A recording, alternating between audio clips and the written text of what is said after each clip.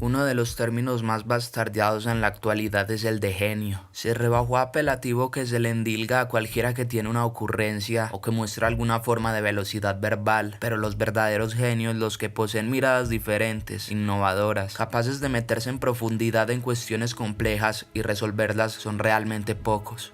El 28 de enero de 1986, 35 años atrás, se produjo la tragedia del Challenger, el mayor desastre del programa espacial norteamericano. A los 73 segundos del lanzamiento en el cielo, se formó un macabro cisne de humo, fuego y gases que terminó con la vida de los 7 tripulantes. Eran 6 astronautas y una docente de escuela secundaria, Krista McAuliffe. Las imágenes del transbordador se repitieron innumerables veces en los canales de todo el mundo, también las de los familiares de los astronautas abrazados en las tribunas de la base, tratando de entender, haciendo fuerza por volver el tiempo atrás, enfrentándose al dolor, y las de los chicos de primaria que habían ido a una fiesta, a ver algo único como el lanzamiento de una nave espacial, y se encontraron en medio de una tragedia. Al principio solo había dudas y preguntas: ¿qué pudo haber salido mal? Hubo especulaciones, acusaciones cruzadas, y el riesgo de que sucumbiera la NASA y el programa espacial, en medio de la Guerra Fría, en medio del Star Wars que Reagan había ganado. Para conocer qué fue lo sucedido, tuvo una influencia determinante uno de los escasos genios de los que se habla en el primer párrafo, el físico norteamericano Richard Feynman, galardonado con el premio de física en 1965 por sus contribuciones en la electrodinámica cuántica. Feynman fue una de las grandes figuras científicas del siglo XX. Fue elegido como uno de los 10 físicos más importantes de la historia. Hizo aportes en numerosas ramas. Para los legos ya resulta complicado siquiera retener el nombre de sus hallazgos sin siquiera pensar en entenderlos, que incluyen la física, la mecánica cuántica, la matemática, la nanotecnología y hasta la computación.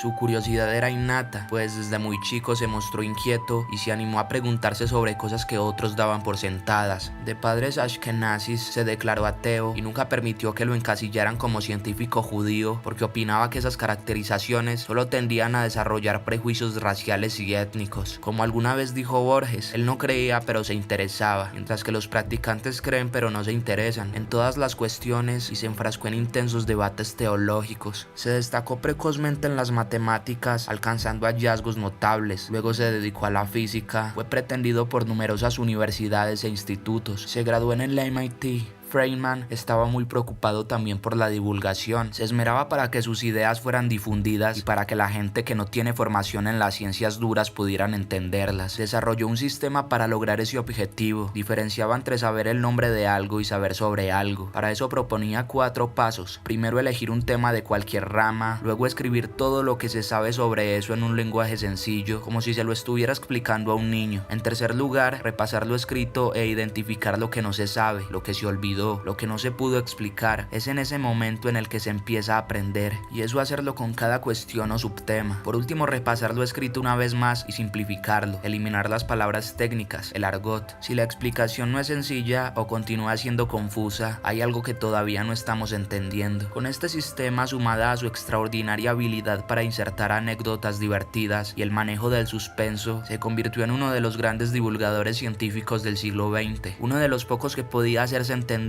y maravillar a un público ultra especializado y a aquellos que desconocían todo del tema. En una de las ciudades chicas en las que vivió mientras enseñaba e investigaba, las quejas de un grupo de mujeres en pos de las buenas costumbres ocasionó la clausura de una especie de cabaret, esos locales típicamente norteamericanos de striptease. Él utilizaba el bar casi como segunda oficina, iba a tomar algo y seguía trabajando y pensando en sus ecuaciones en ese paisaje ruidoso y repleto de mujeres desnudas. Los dueños del local hicieron una presentación judicial para evitar el cierre. No consiguieron que ninguno de los parroquianos declararan su favor. Nadie quería que se supiera que frecuentaba el lugar. Feynman fue el único que se presentó ante el juez, defendió el derecho del bar y de las chicas de trabajar, hasta lo describió casi como una necesidad pública. Allí iban trabajadores, técnicos, comerciantes, doctores, obreros y, claro, un profesor de física. Tenía una fijación con la verdad, con ser honesto. Tenía la plena convicción que la condición indispensable del científico era la honestidad. Era para él el principio principio fundamental del pensamiento científico, y que ella debía comenzar por uno mismo. No nos debemos engañar a nosotros mismos, que por otra parte somos las personas más fáciles de engañar. Si no me engaño a mí mismo, es bastante sencillo no engañar a otros científicos. Después solo hay que seguir siendo honestos, en el sentido más llano del término, decía. Este principio lo puso en práctica en cada momento de su vida profesional. No dejó que avatares políticos, broncas temporarias o beneficios partidarios modificaran el rigor con el que pensaba. La ciencia no es un sistema de creencias, es una cuestión de fe. Las conclusiones a las que arribaba eran fruto de una búsqueda, de un proceso intelectual exhaustivo e implacable que no podían redirigirse por conveniencias o inclinaciones políticas.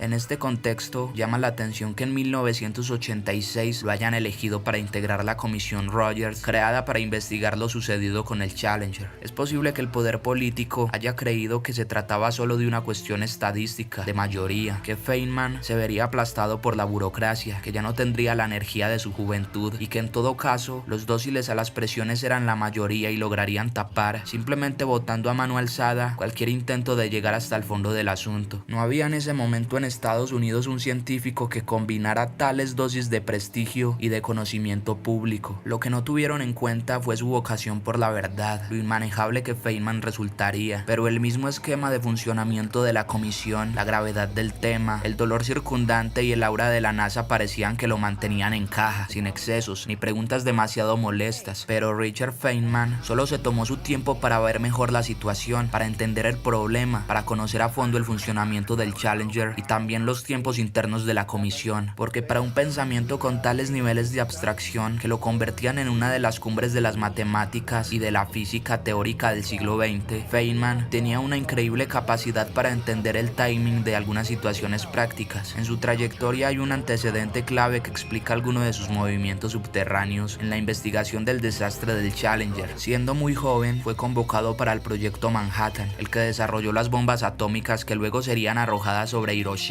y Nagasaki. Allí participó en varios grupos de investigación. Su curiosidad y ductilidad permitieron que integraran esos años varios grupos de investigación diferentes y que participara de distintas etapas. Presenció la explosión de prueba en Trinity y fue el único de los presentes que prefirió no usar anteojos especiales porque se sabía protegido de los rayos por el parabrisas del vehículo en el que estaba. En Los Álamos estaba solo. Su esposa hacía tiempo que estaba enferma de tuberculosis. Se habían casado conociendo el estado de ella. Cada tanto viajaba a verla. Uno de esos viajes le trajo problemas. Otro de los integrantes del proyecto le prestó el auto para que pudiera visitar a su esposa convaleciente, pues moriría poco tiempo después. El dueño del vehículo era Klaus Fuchs, un espía soviético. Luego se comprobó que Feynman no tenía nada que ver con el espionaje. Como más allá de las tareas de investigación y fabricación de la bomba, eran pocas las actividades que tenían en ese pueblo montado solo a esos efectos, el aburrimiento era algo bastante común en los escasos momentos de ocio. Feynman se burlaba de las medidas de seguridad y abrir cerraduras de oficinas y cajones, descifrar claves de puertas, se convirtió en su divertimento favorito. De esa manera conseguía dos cosas a la vez, se burlaba del sistema y les mostraba que la alta seguridad pretendida no era tal. Al proyecto Manhattan no solo lo llevó su brillante técnica, sino también la convicción de que Hitler debía ser detenido. Para él se trataba de una carrera contra el tiempo, debía colaborar para llegar antes que los nazis. Luego del daño producido por los lanzamientos, se mostró arrepentido y atravesó una larga depresión provocada por su reciente viudez y por la culpa asolada por las muertes de Hiroshima y Nagasaki. Pero lo otro que aprendió en su estadía en Los Álamos es que cualquier proyecto científico de esa magnitud debe saber lidiar con los componentes y las presiones políticas del caso, que la investigación pura está condenada al fracaso o a no llegar a materializarse en resultados si no se puede superar los meandros del poder. No solo bastaba con tener la verdad, sino también tejer las alianzas necesarias para ser escuchado y hacerse entender, explicar con lenguaje llano, volver visuales sus ideas. La Comisión Rogers fue creada por el presidente Ronald Reagan para buscar las razones que llevaron al desastre del Challenger. Estaba integrada por un grupo de notables, personalidades de diferentes ramas de la vida norteamericana que debían, a través de la toma de testimonios, investigaciones y análisis de documentos, explicar por qué había ocurrido la tragedia. La encabezaba William Rogers, antiguo secretario de Estado. Era un hombre con un pasado ilustre y respetado, pero un hombre proveniente independiente de la política, permeable a sus vicios e influencias. Reagan le dio la directiva que la comisión y su dictamen debían proteger a la NASA, institución que definía la vanguardia tecnológica de Estados Unidos, el sitio de lo imposible y bastón de la Guerra Fría, con el alunizaje y los demás hitos de la exploración espacial. Mientras avanzaban las audiencias, Feynman descubrió que más que voluntad de investigación, a la comisión la guiaba un afán encubridor, como si todo estuviera encaminado a cargar todas las responsabilidades a la fatalidad y a la magnitud de la empresa propuesta. Sin embargo, Feynman entendió que habían existido señales evidentes de los problemas y que habían sido subestimadas, que había existido un enfrentamiento sordo entre científicos y ejecutivos que derivó en que se asumieran riesgos excesivos. Según la NASA, la posibilidad de una falla era de 1 en 100.000, pero Feynman logró demostrar que los científicos habían concluido que el riesgo era mucho mayor, de 1 en 200, y que la decisión de realizar el lanzamiento ese 28 de enero, luego de haber sido pospuesto en otras oportunidades pese a las condiciones climáticas adversas, se había debido a cuestiones políticas. El Congreso norteamericano necesitaba mayor acción para seguir derivando partidas presupuestarias para un proyecto tan demandante como el Challenger. Sus lanzamientos se habían convertido en algo usual y la excitación inicial se había disuelto. Ya sus misiones no ocupaban la primera plana de los diarios, sino que estaban perdidas en recuadros en las páginas interiores. En ese contexto fue que se pensó en la inclusión de alguien que no fuera astronauta en la misión. Por eso la convocatoria a docentes de todo el país, el exigente casting entre 11.000 postulantes y la elección final de Christa McAuliffe, la profesora de una secundaria de New Hampshire, casada y con 2 hijos, que daría 2 clases desde el espacio que serían televisadas a todo el mundo. Ese punto, la inclusión de un civil, la voluntad propagandista de la empresa, fue uno de los aspectos que Feynman veía como más reprochables y que convertía todo en algo medio circense. Pero para que sus ideas y su punto de vista pudieran ser escuchados y ayudaran a descubrir la verdad, Feynman debía transitar ese terreno pantanoso de la política en el que las verdades suelen quedar atrapadas en arenas movedizas y lentamente, estancadas, empiezan a hundirse. Para ello el premio Nobel semblanteó a los otros integrantes de la comisión para saber quién podía ser su aliado. Su paso por Los Álamos le hizo prestar atención al Gral. Donald Kutina sabía cómo pensaban los militares y descubrió en él un sentido del honor hasta casi antiguo. En algún receso de las audiencias, mediante charlas casuales, lo tanteó hasta que ambos pudieron expresar sus sospechas con tranquilidad. A Kutina lo había alertado una cuestión doméstica. Arreglando su auto descubrió, una mañana helada, que las juntas habían perdido toda flexibilidad. Se propusieron actuar en equipo, hacer una especie de movimiento de pinzas para desentrañar la verdad, un tándem para desarmar el encubrimiento. Pero faltaba un paso. Necesitaban, además de tener la razón, ser claros, demostrarlo, un golpe contundente. Y de eso se encargó Feynman en una audiencia televisada. En medio del testimonio de un directivo de la agencia espacial, el científico tomó la palabra. Sigiloso y amable y hasta gracioso, sin tono acusador ni imperativo, Feynman esperó su oportunidad para hacerse notar. Mientras hablaba con cierta lentitud, con un deliberado manejo del suspenso, agarró un círculo de goma que parecía una especie de gomita para el pelo y lo sumergió en un vaso con agua helada. Al rato, mientras seguía con sus preguntas al testigo, el premio Nobel metió 2 dedos en el vaso y sacó el círculo de goma. El frío la había puesto rígida, había perdido su flexibilidad. De esa manera, con ese simple experimento, Feynman convenció a millones de personas que el problema del Challenger estaba en las juntas tóricas, unas piezas que debían sellar compartimentos pero que con el frío se ponen rígidas. Esa falla fue la que provocó la tragedia. Al fallar ese sellamiento, el escape de oxígeno y de hidrógeno provocó fuego, el contacto con el tanque de combustible, la alteración de las fuerzas aerodinámicas, la destrucción de la nave espacial en su 10ª misión. Lo más grave era que varios científicos habían advertido del problema, pero sus avisos y pedidos de postergar el lanzamiento por las súbitas heladas en Cabo Cañaveral no fueron escuchadas por circunstancias políticas.